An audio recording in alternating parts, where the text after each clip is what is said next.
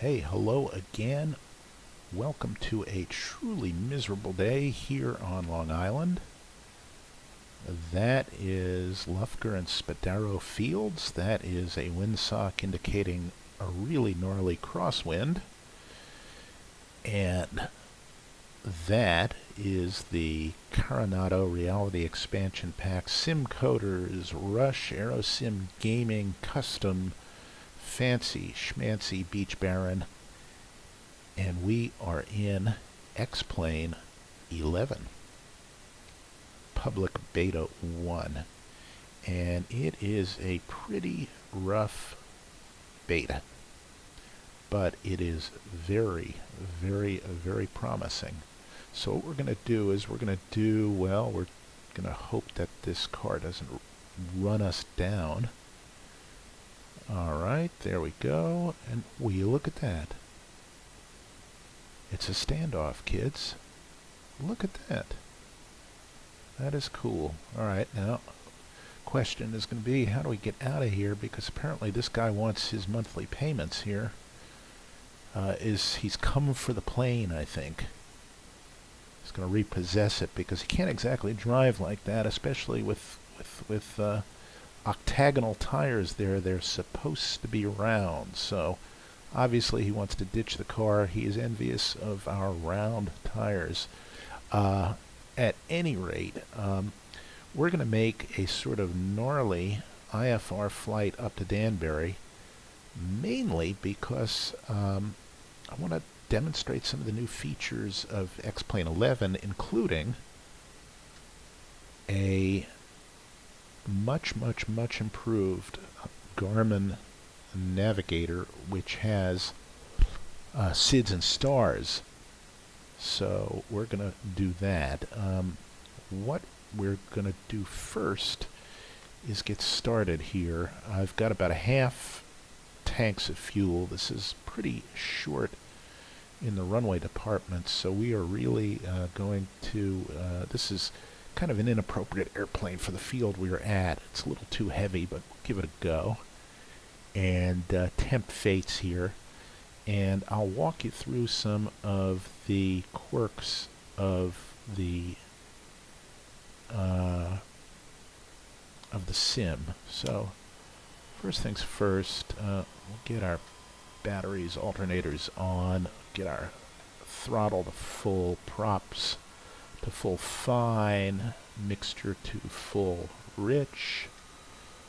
We'll get our yokes to full gone, and I'm going to briefly turn on the avionics master so that we can see the fuel flow gauge here. There's another fuel flow gauge, and we could use that instead, but this one's just convenient because it's right here. So we will prime that. We're going to look for that flow to take off and peak, and there we go. And it is done. And now we're going to do number 2. And that is done. You see these needles pop up as well. Now we can turn off the avionics.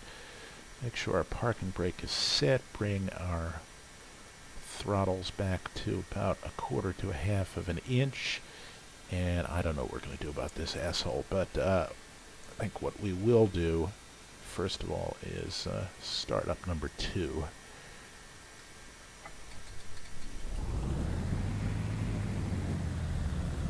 And there are the deer. Alright, they seem to be everywhere along with the birds. And now start up number 1. Go on, Bambi, go on home.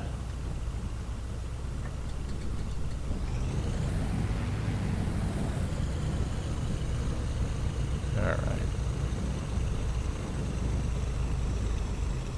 And as we're doing that,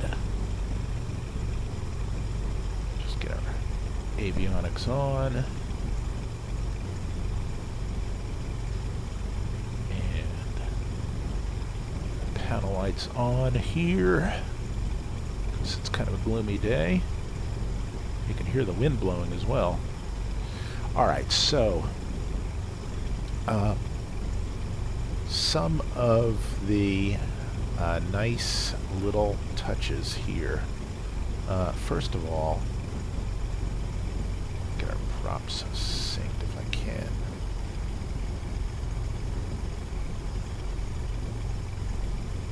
Alright.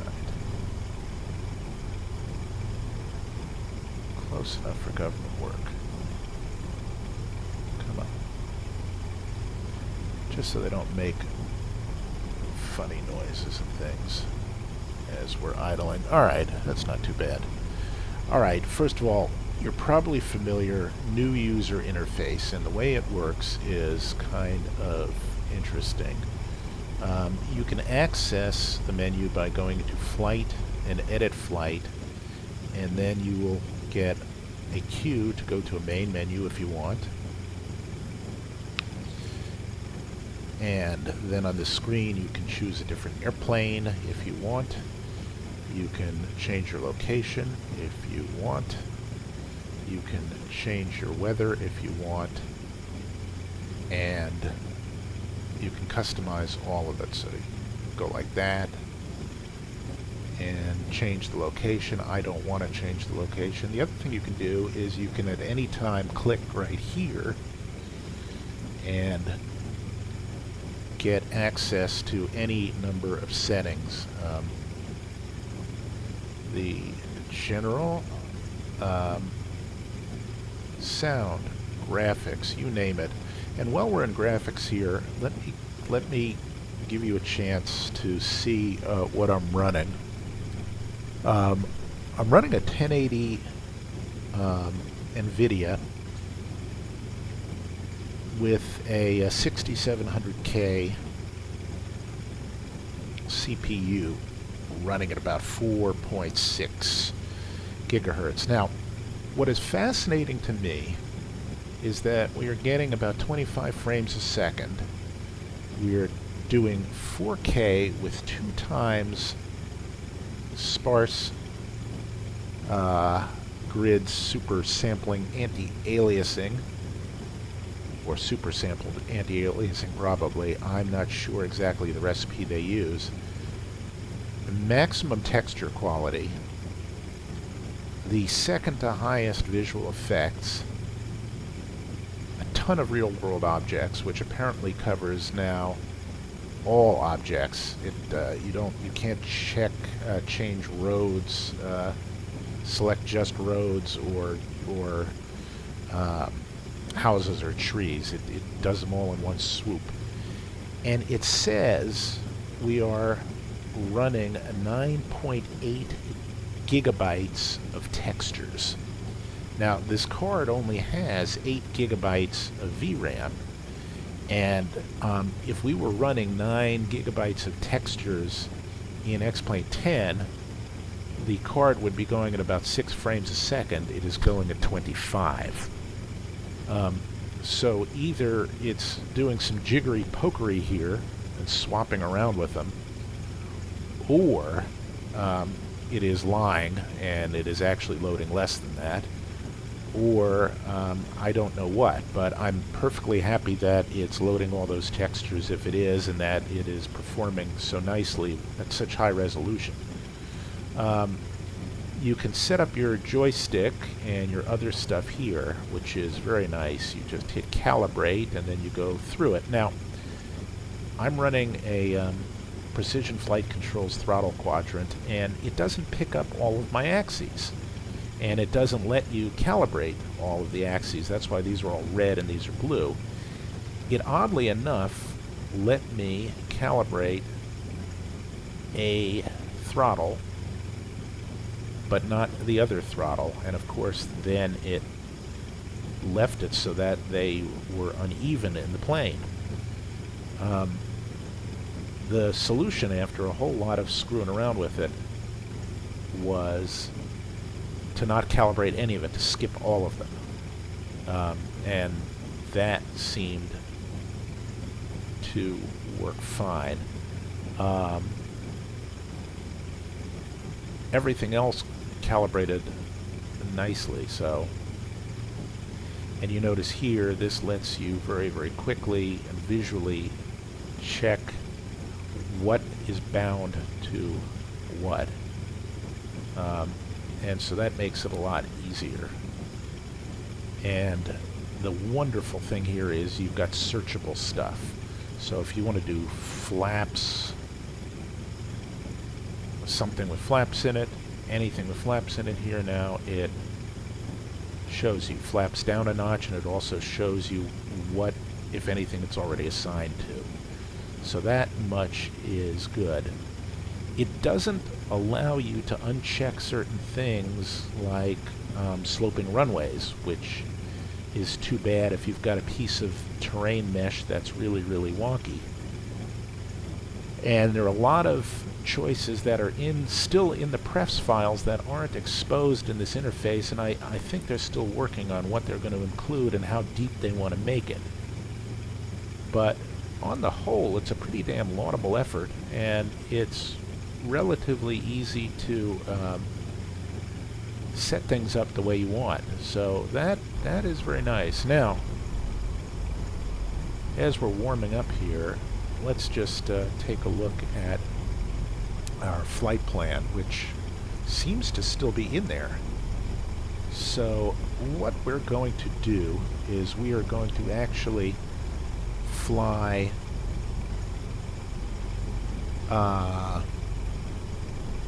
south before we fly north, and the reason why is because we want to get onto this star for Danbury.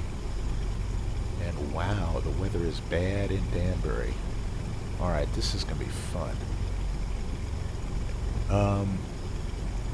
So what you'll notice is if you hit procedure, now you can select an arrival or a departure, not just an approach. So let's just walk you through it. So you just enter, and we have the RICID for arrival, so we'll choose that, and the transition is Dunny, and we will load it. And now let's also load our approach. Select an approach. We're going to do the GPS for runway 8 because that's the way the winds are favoring.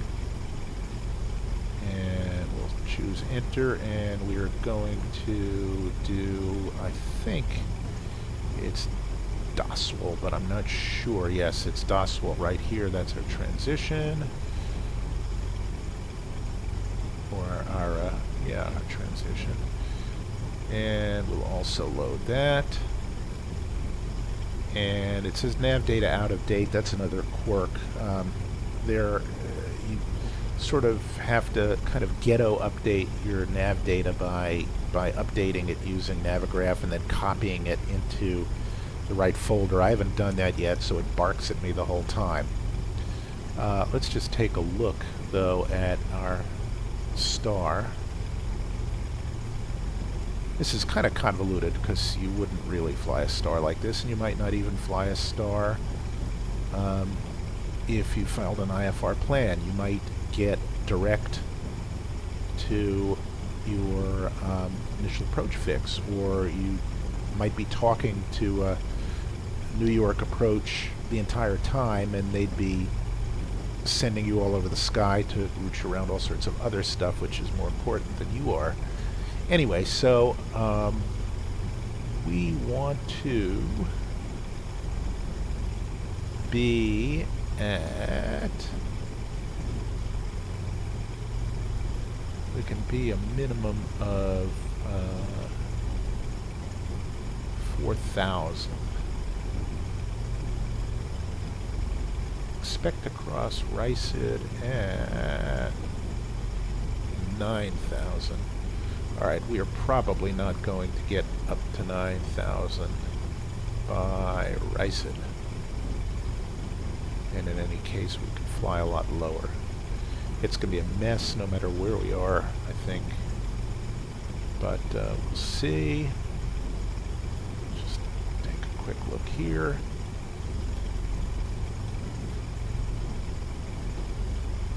this one up. And pop up the ricin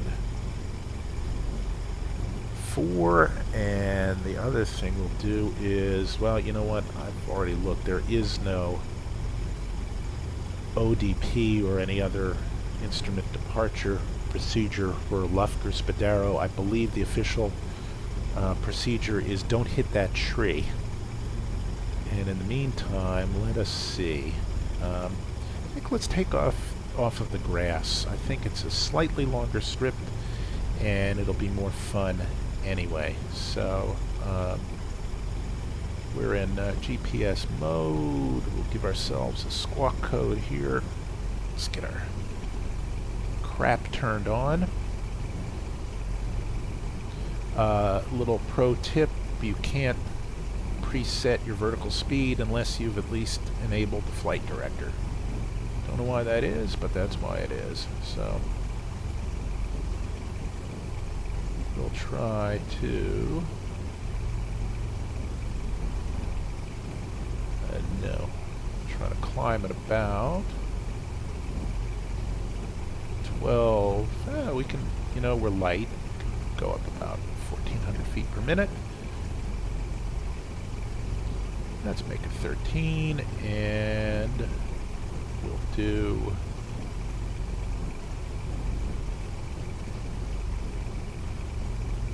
you know what? Let's try and get up to 9,000 because I've always wanted to experience icing. All right, that is armed. Yes, it is. We'll leave in nav mode, and we'll just call that a day. This on. That's fine. This will start squawking. Not really going to use our ADF, but might as well. Get our weather.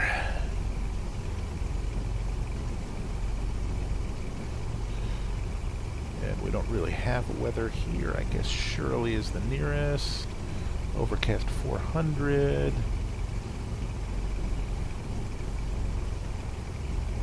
Alright. Wind all over the place at 5 knots. Okay. And 2967 should be spunky. Alright, that checks with airfield elevation. And it doesn't really matter if we take off to the north or to the south, because the wind is blowing to the east and the west. So let's just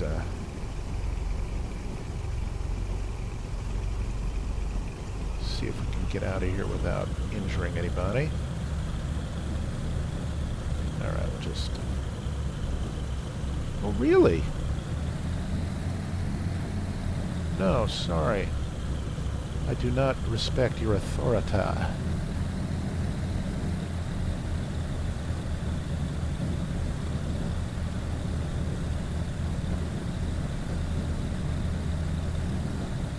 I love having a handful of throttle here and just having to walk them around a little bit to keep them synced. That is very cool.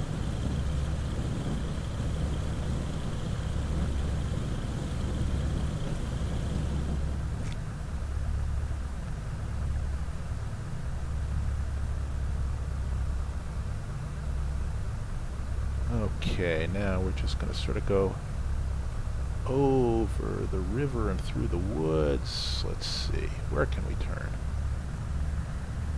There is a little passageway here.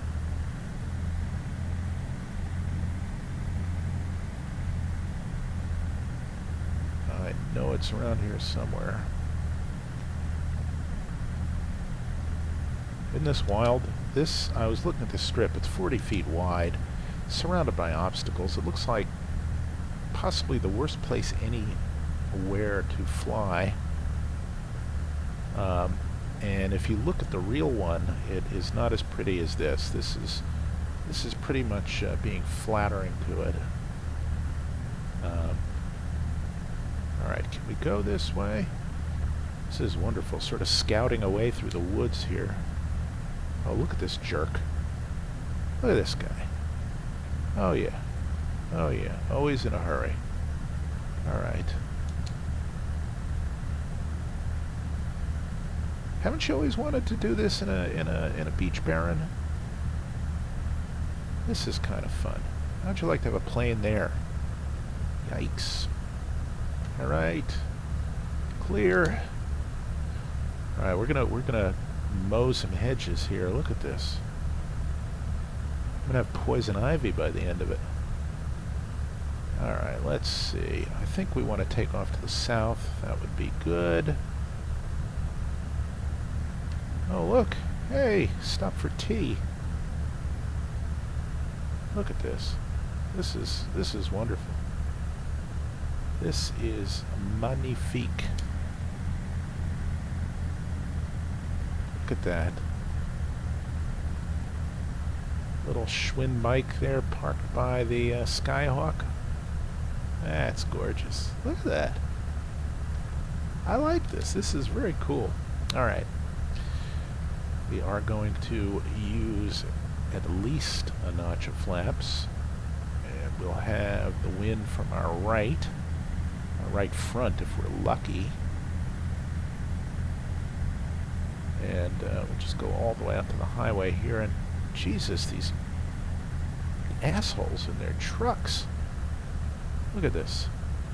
This guy, I hope at least he's there to shoot some deer. Alright, our flaps are good.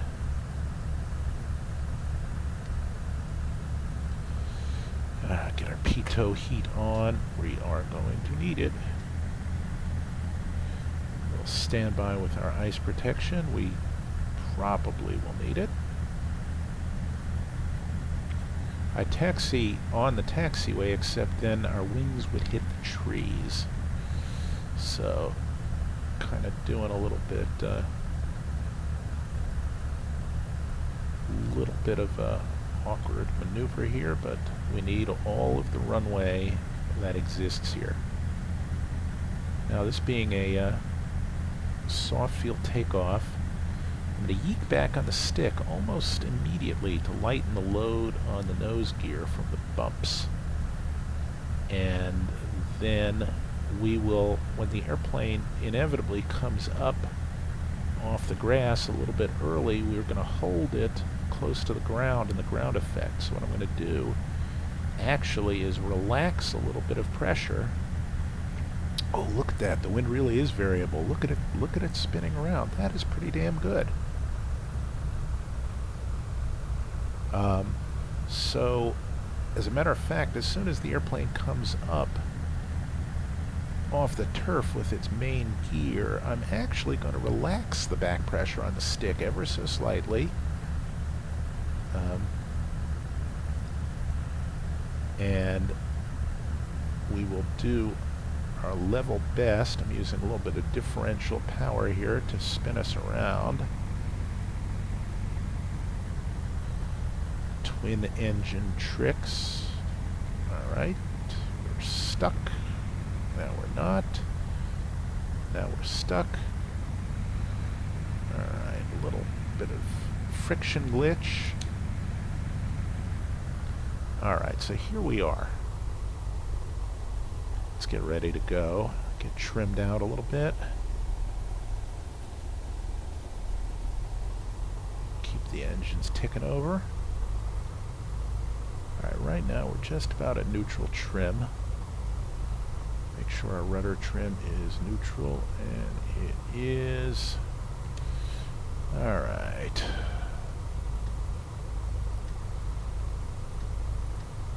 Landing lights on. I'm going to turn all our lights on. As some pilot, a lot better and a lot more experienced than me, put it, light bulbs are cheap. Airplanes are expensive. I'm going to turn on windshield heat and going to keep surface off and props off for the moment.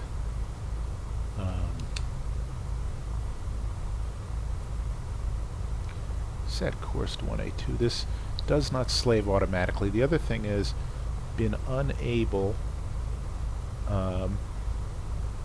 to get the Garmin, the Reality XP Garmin Touch Navigator to work with this. So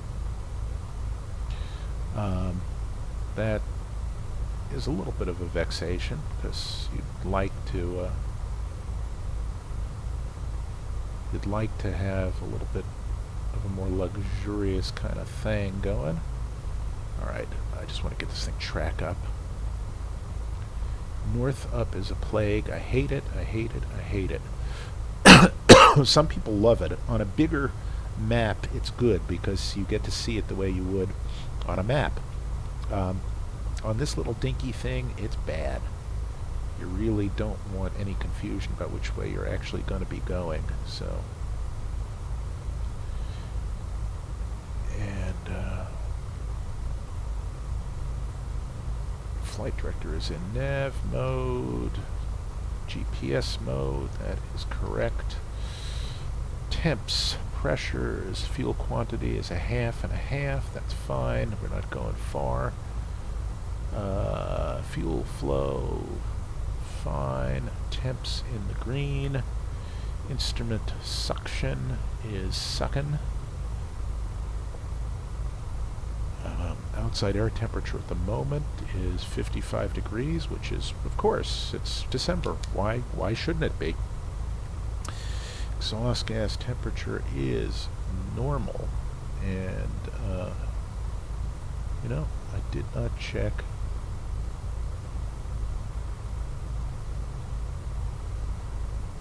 de-icing pressure. I don't know whether that is in the green or not when it is off. I suppose what we could do is we turn the boots on and see if that, and look at that. Alright, good. I don't know whether that test is part of the checklist, but good. Now if we need it, we know we've got it, which is always a good thing. Alright, so again, let's just take a look at our windsock. The panning in this is abysmal, and apparently they've attached the wrong command to it. So for instance, if you go like this or like this with your keyboard, that's the command that should be attached to the hat switch, but instead this one is. I'm operating this with my keys now, and now I'm doing it with the hat switch. So you can go in there, you can edit some pref file, and it will do the right thing, but I don't know how to do that. Anyway, let's look at our windsock by going through the roof, and looks like it is coming from about that way. Alright, so we will gonna give ourselves a little bit of that as we take off here. And here, I'll leave it in so you can see it.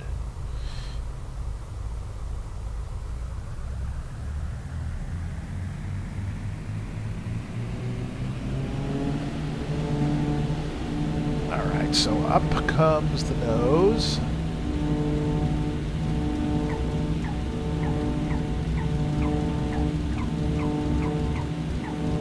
Now we stay in the ground effect and build some speed, and now up we go. Just like that.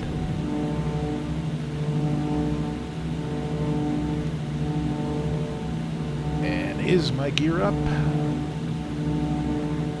Is you is, or is you ain't up? You is. As we go into the soup.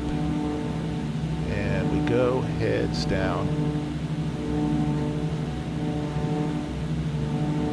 And wow, we go turbulent. Look at that. And I'm not sure whether those updrafts and downdrafts are really that accurate, but be that as it may, We're just following the flight director here. We're going to get a turn shortly. Might as well just do that. I am flying far too fast.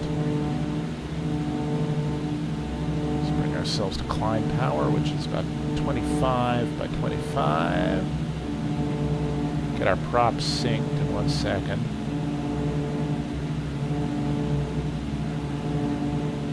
And we can be climbing very, very easily at closer to the blue line speed. So we're getting some decent performance here. That is good. Retrim and work on our props.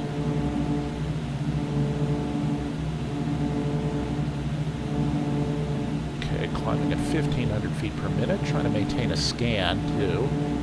Coming up on 2,500. Our flaps are up. Our gear is up.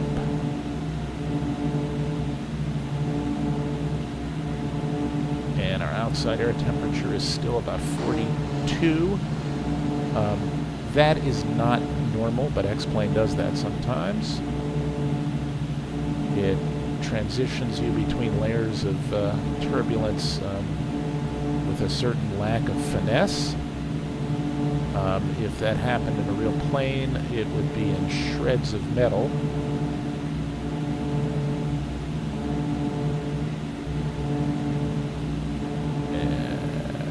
Try and get these props evened out, please. I probably shouldn't be hand flying at this point, but what the hey.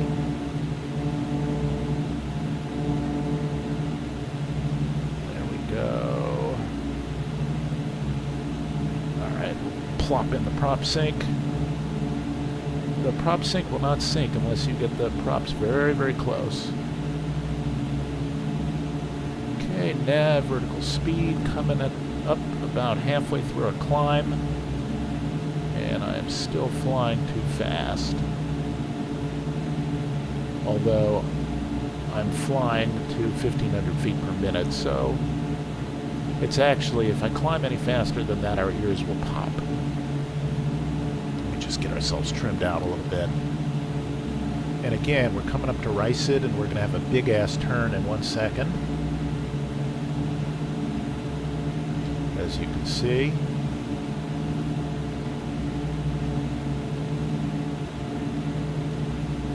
And as we climb, we need to increase our power a bit.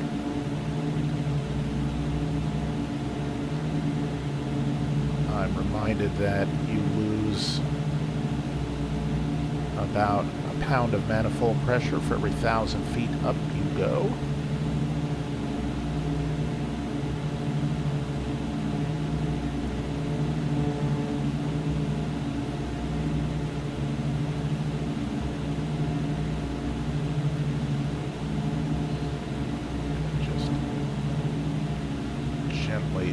Adjust our props and get ready for that turn. And we're at about 40 degrees outside air temperature, and we're about to get into some moisture. I love the way this plane flies. And we're at 22 frames in clouds with a lot of anti-aliasing, which we don't really need, and yet we are performing very smoothly, so I'm not unhappy. Rendering clouds, especially X-Planes clouds, is very, very processor intensive. And again, the turbulence in these clouds is just not unbelievably realistic.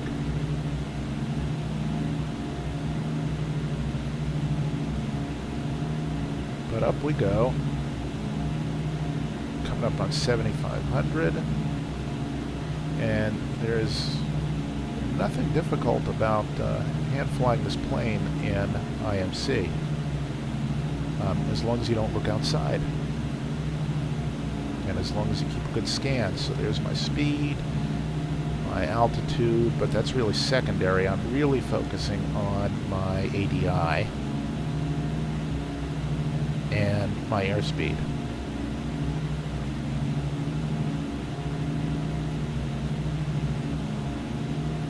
Bring our power up a little more. 1,000 to go, and we're just coming up on our turn. And again, we make our little turn there, and you notice how we hit a little bit of an air pocket of some sort, and it knocked us for a loop.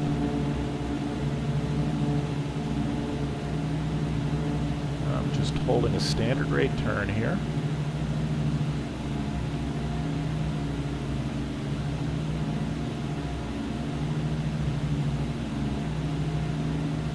And 1,000 feet per minute, following the flight director. And we're going to level off at 9,000. And at this point I'll put in the autopilot because why not? If I can find it. Alright, let's see if it captures the altitude. It should.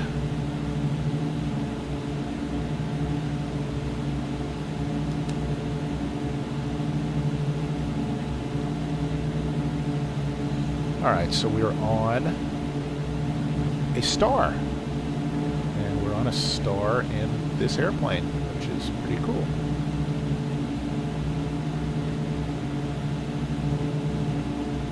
And we're in hard IMC, and we're getting 29 frames with some heavy-duty anti-aliasing, and our course to 013.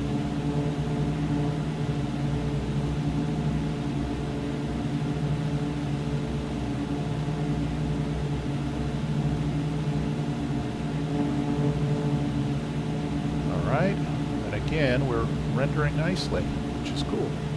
Now, here is another quirk, at least of this beta. I'm just waiting for our course to come in. Notice here we're on an intercept course there, an intercept course there, so that's in a little cross-check. And in a second we'll plan our descent. I'll show you a quirk. We'll step outside and you can see. These doors do not fold up. However, they don't seem to affect the drag. You see right there. Let's bring our props back a bit.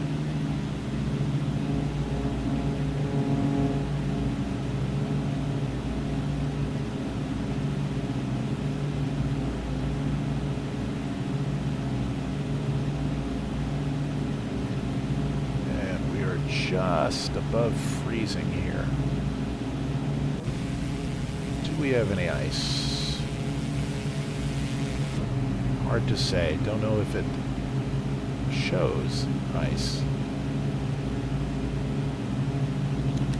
But let's put on our prop anti-ice to be on the safe side.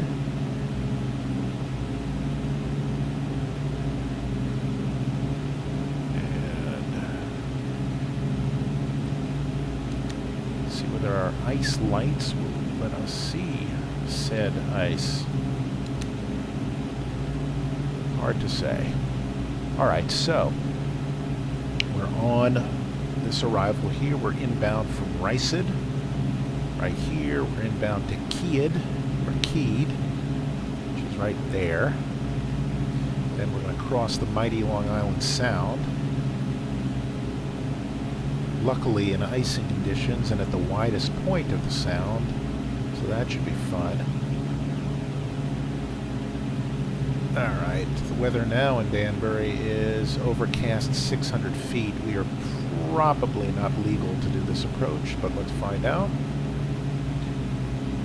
Are we legal?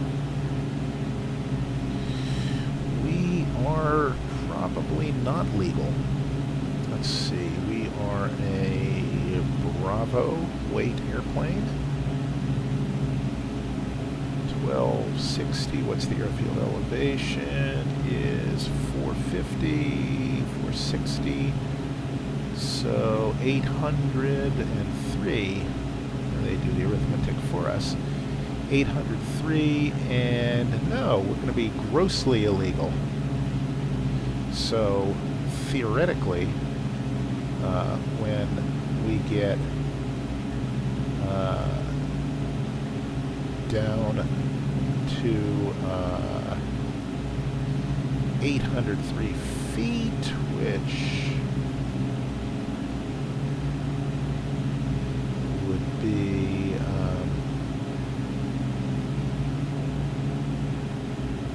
2.25 miles above the ground, then oh look, all right, we've topped out. Then theoretically we should go mist and then land somewhere with better conditions, but we'll probably just break on through to the other side. In real life you would have an alternate, and in this case the alternate would probably be Hartford, Bradley, Windsor locks, because even though it has some pretty low minima too, it's within short flying distance, and it has approaches that can get you down to 200 feet. Let's see, Stewart is adequate as well, and that's close. And oh, there's our president-elect's TFR. And let's see, you could fly into any of the New York airports, but it really wouldn't be any damn fun because everybody would be stacked up waiting to land. So yeah, Bradley would work. Brainerd would work. Let's just see real quick. Oh no, Brainerd has got an LDA approach. I wouldn't want to do that. No, it's surrounded by obstacles, and Hartford too. Be a great way to smear your airplane all over central Connecticut. So yeah, Bradley. Let's just take a look. Yeah. All right, so here we are. We're at Keed. We're about to cross the Sound. Let's see if we can see the Sound. And again, not bad. Not bad at all. And as you can see, it is beautifully modeled here. However, that's no good. Alright, again, we're just hovering right around freezing. And now that we've made our turn, we'll adjust our course.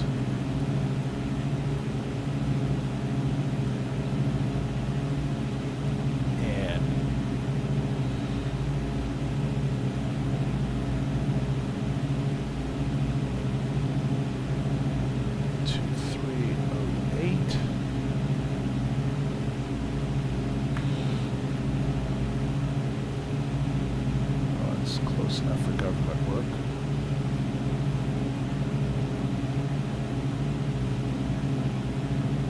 Alright, and that is our wind, which is coming from this way.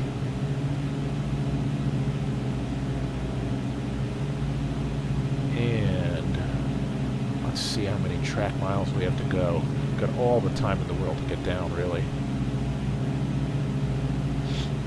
Okay, so Bridgeport 17, Alex Rhymes, KDXR. Well, we're not going to KDXR, we're going on to the approach.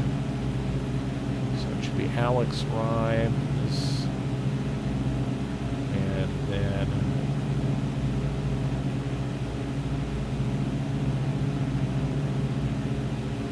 Doswell. Alex rises 18. At Doswell, we want to be at what? Probably 3,000, but I'll check. Okay, 27, 33.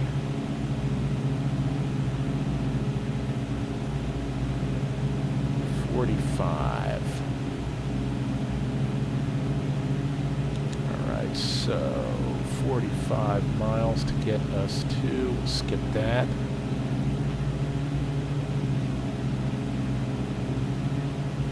What am I looking for? Okay, we can go down to 3,300 before Alex. So 3,300.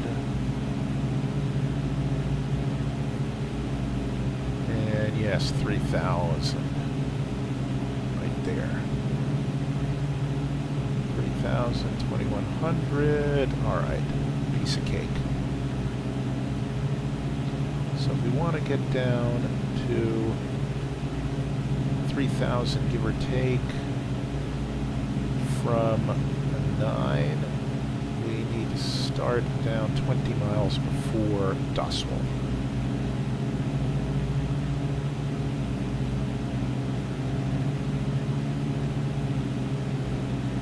We are just in the shit, which is great. Check our temps, check our pressure. Fuel quantity is fine. No ice. Let's see if any's built up here. No ice. The engines are idiosyncratic. They're just ever so slightly different, but they're nicely synced. And again, we're getting blown a little bit this way.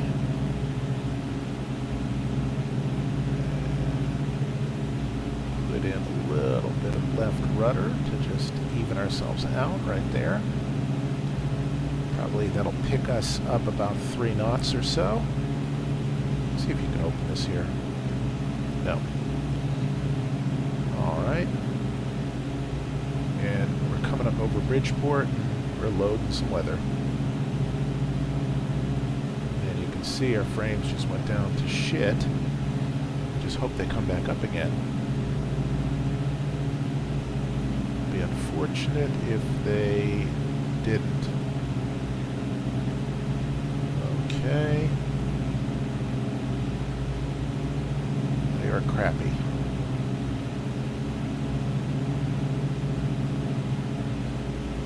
Alright, and they're back. Very nicely handled. Should be more seamless than that in any case. It should slowly ease in. I mean, this is, none of this stuff is like active sky. We're up in the high mid-20s, that's good. Get a little additional situational awareness here. So we will tune in.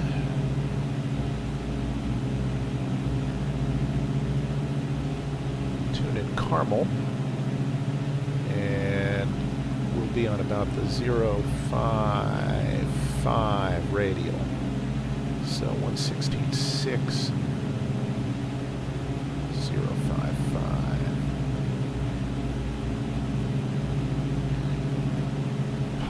There.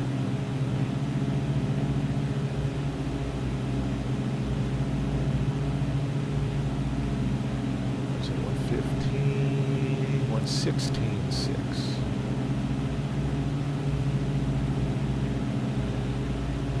All right.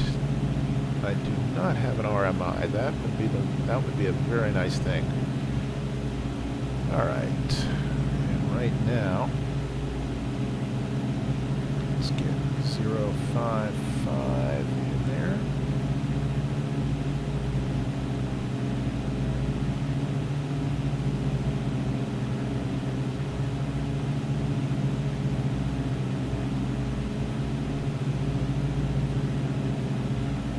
All right, and we'll get nav 1.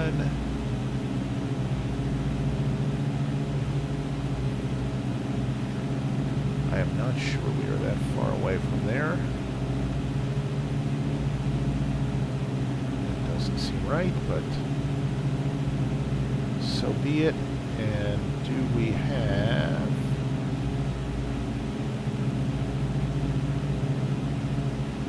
So as soon as we hit Rhymes, we'll activate our approach. Okay, we're going to turn to 289.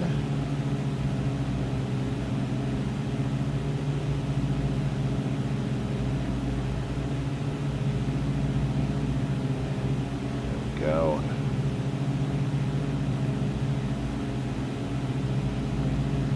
And we're inbound to Alex. Alex, and then Rhymes, and then Dustbowl. So when we hit just a couple miles before Rhymes, we'll start to go down.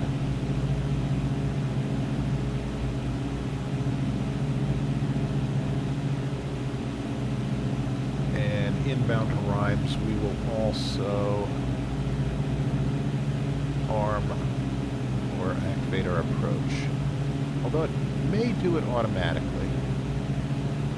Not sure I want to mess with that. And we continue to have some wind off of our left. And let's just check our weather in Danbury. As we get bounced around here a little bit. Okay, Danbury, overcast 600. 3 miles visibility, 060 at 8. 2966. Which is about where we were.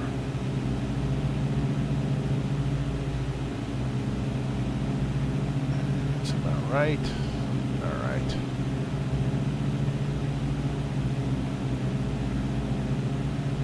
Oh, you know what? Here's why I'm not reading the proper VOR. It's not inactive. There we go. Now, there we go, 17 miles. That makes more sense.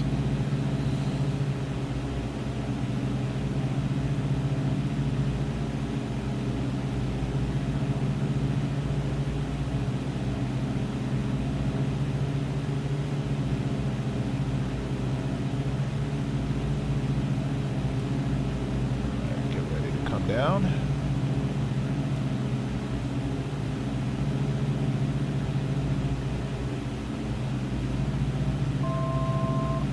Okay.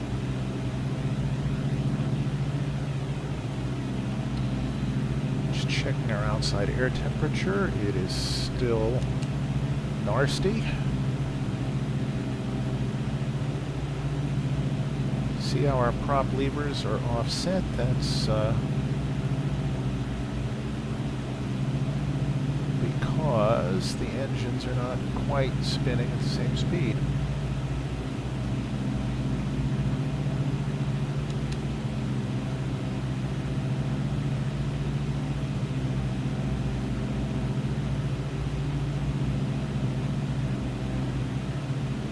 Alright, let's start going down.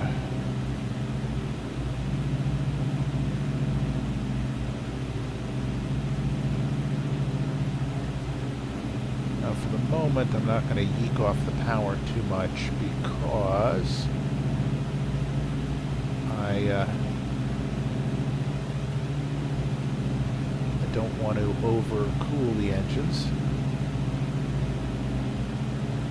I'm just going to maintain about that speed. We're going down at 900 feet per minute, which should get us about 300 feet per mile, which should get us where we want to go when we want to get there.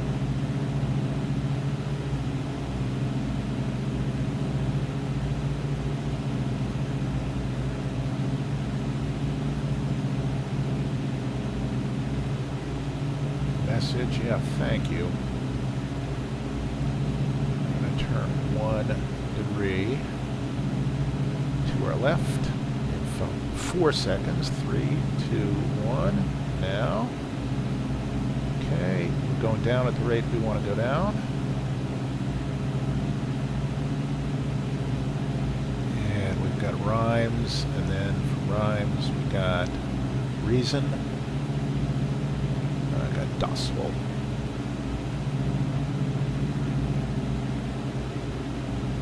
Now, if I activate the approach, will it go direct docile? Let's find out.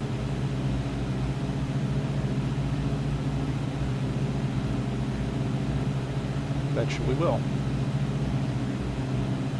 Yes, okay, turns us direct docile. Alright, that answers that question. Changes your sequencing. Turn a course to 2, 9, or 8. That's going to shave some distance off of our descent, so we're just going to have to increase our rate a little bit. Roll off the power, slow down.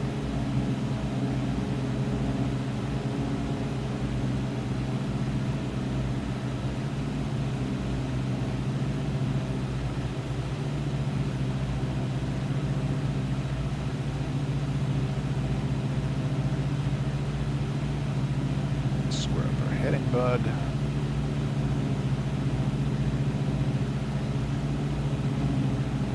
Okay, done.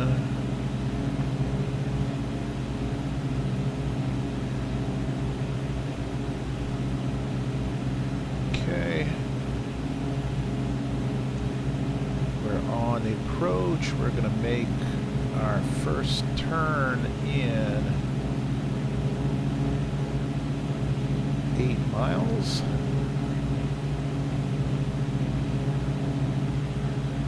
And this is our final approach fix.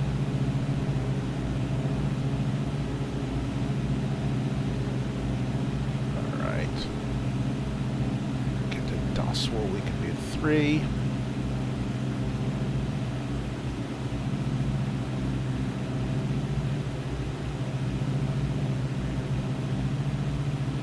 It says we're in the terminal phase. In the words of Jose Jimenez, oh, I hope not. Make sure 3000 is armed, and it is. This light's a little bit on the dim side. We could be doing this by hand right now. Alright, 22 frames. That's adequate. Let's try this. Let's just turn off some of our anti-aliasing here. So the way you do that is you go into your little settings thingamajig, and we go down from there to there. Let's make it a little jaggier. Ooh, and it gets us about 7 or 8 frames. So see? Very nice. Alright, that's good to know. It's still usable at the 22, so that is nice. Alright, we're 4.5 for 3.3, and we can, we're chugging on in. Now we can, at about 150, right about there, we can drop our gear, so we have a powerful weapon at our disposal in this airplane to help us slow down. We can fly this pretty damn fast going in. So let's just decrease our rate of descent.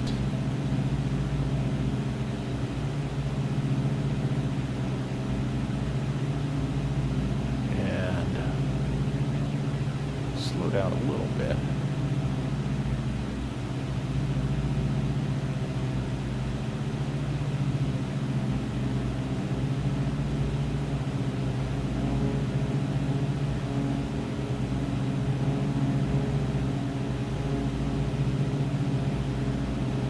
Here we come, 3.3. As soon as we pass, well, we're inbound Eggers, so we can come down to 2200 now.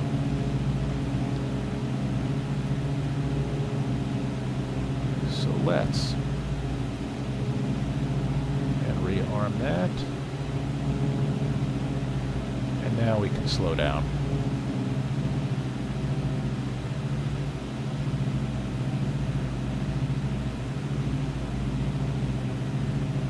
Set our course to 015.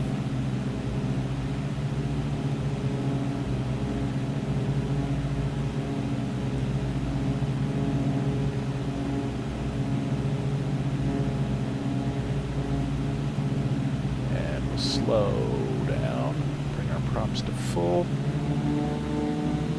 Turn off our prop sync. Try and sync up our props here. Square up our heading bug.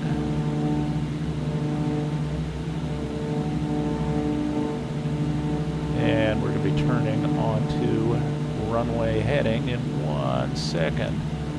So I'll pre-program that. And I'll pre-program that. And there we go.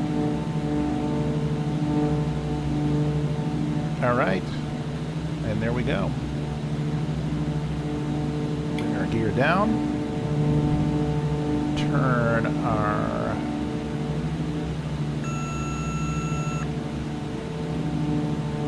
autopilot off. Keep our flight director on. Bring out our first notch of flaps.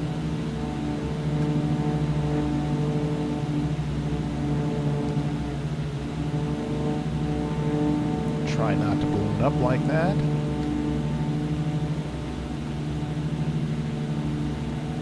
Go.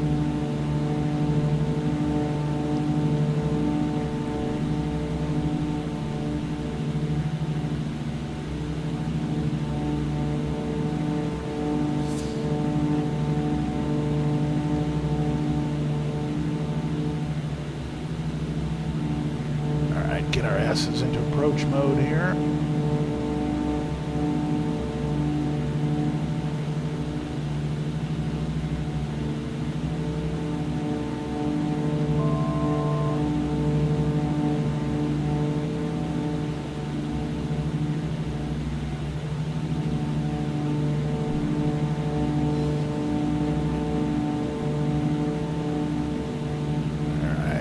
Up on Danbury's airspace.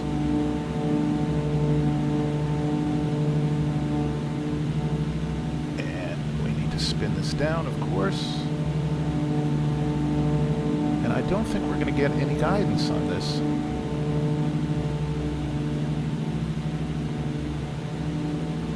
Which means we have to do this like a VLR. Approach.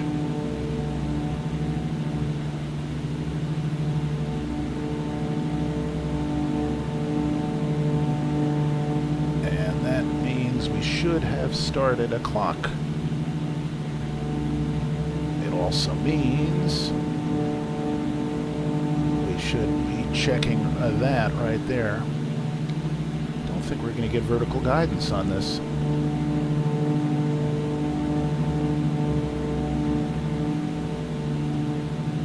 So that was unfortunate.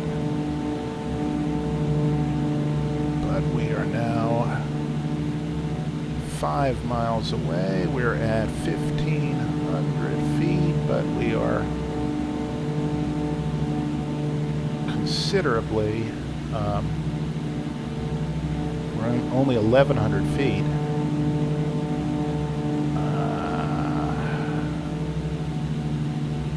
And I'm out of trim. I'm just using the flight director for lateral guidance at this point. All right.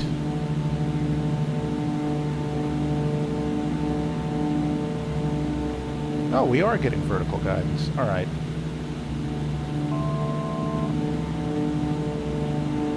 Good.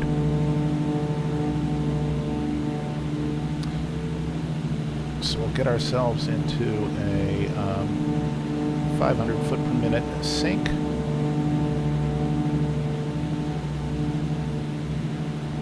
Slow down right now to blue line. Get out the rest of our flaps.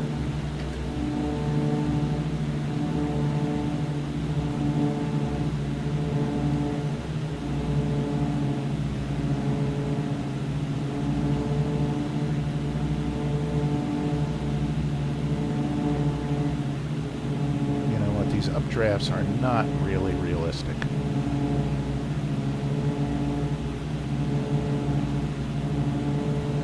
Alright, 3 miles away. We should be at 900 above the field, and we are. Just a little bit high.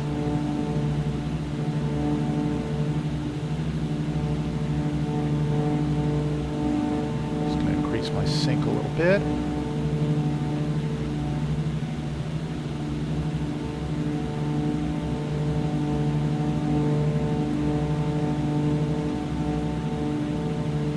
Fighting the trim here.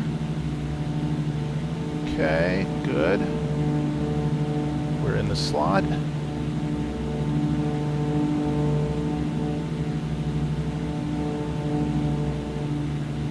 We're on speed.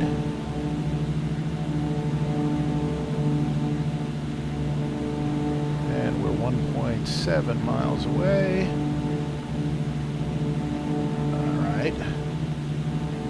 Coming up on our decision altitude, which we are going to blow through.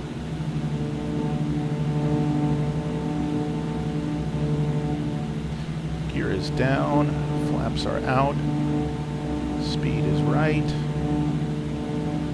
descent rate is right. There is our decision altitude. We're going to say screw it.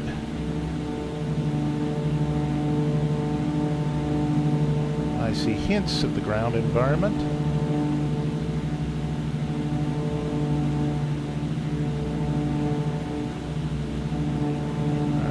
Be problematic.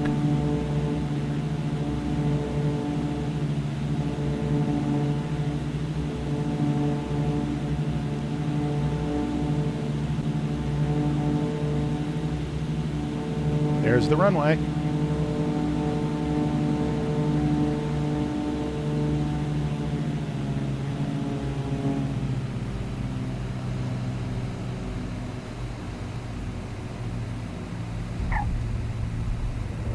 There we are.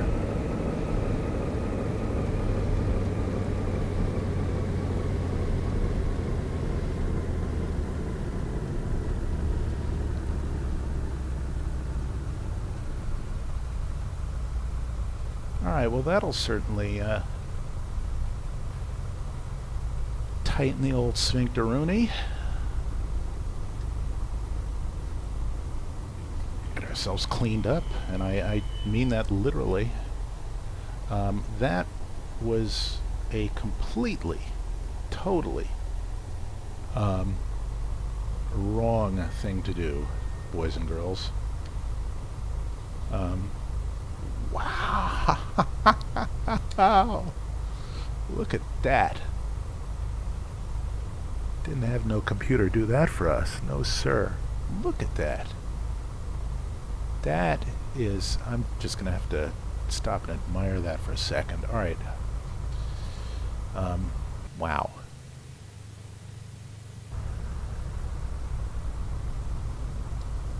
That was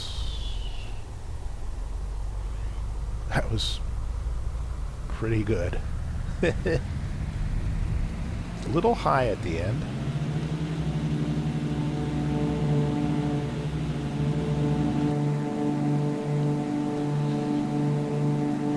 All right, boys and girls.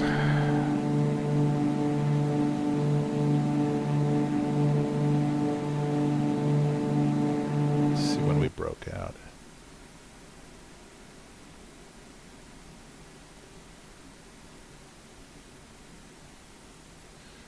All right.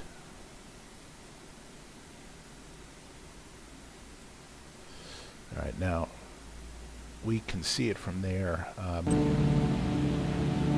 Cannot see it there. Look at that. Fucking steady as a rock. Fuji Capesta. Just look at that. That is satisfying as hell. That is really a lot of fun. Totally broke the law. So again, don't do this in your real Beech Baron, okay? Look at that. just right over the trees in the fog. And oh man, landed long.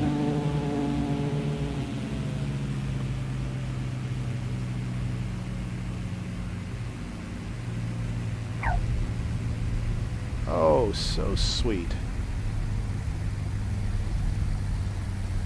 That's just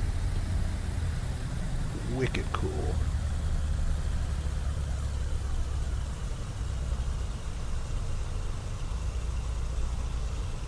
All right. It's you fly something like that, it's hard not to believe you're not covered in awesomeness. But wow. Just emerging from the murk. All right, that calls for the ultimate Hawaii 5-0 shot.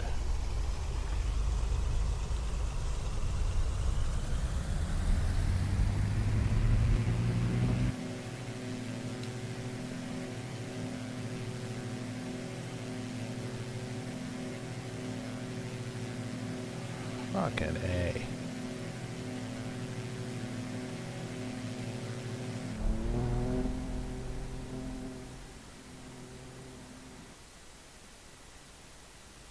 Whoa.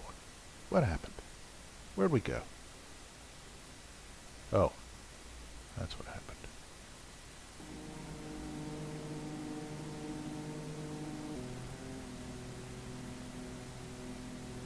Let's try that again.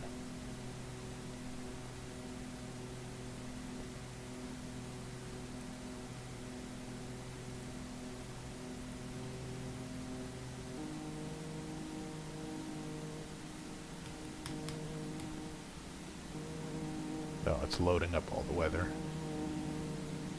Hang on. You know why? Because I accidentally skipped back to, like, when it was in Detroit, practically. There we go. That is just totally twisted.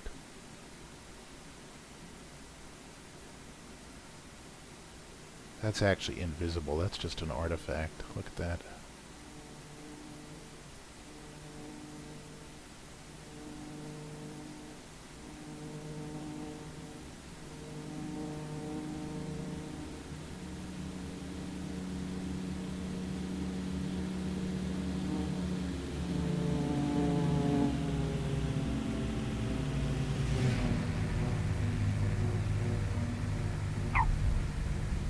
Alright, so we only, so we let 2/3 of the runway go by, but who's counting? I just gotta see exactly where we really came out of the murk. Because this was totally illegal here. Alright, so there we go. Okay, runway visible right there. That was at 560 feet, and the airfield elevation is 460 feet. So that the equivalent of a Cat 2 ILS. And you notice how fast we were there. We did a good job slowing down.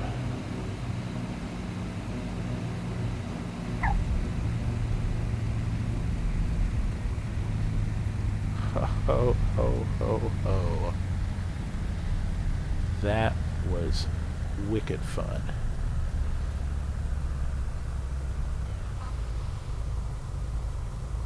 Alright, well, it does that. Anyway, on a very, very, very IFR day here in Danbury, that is our first, look at that, the clouds are coming right down a tower cab.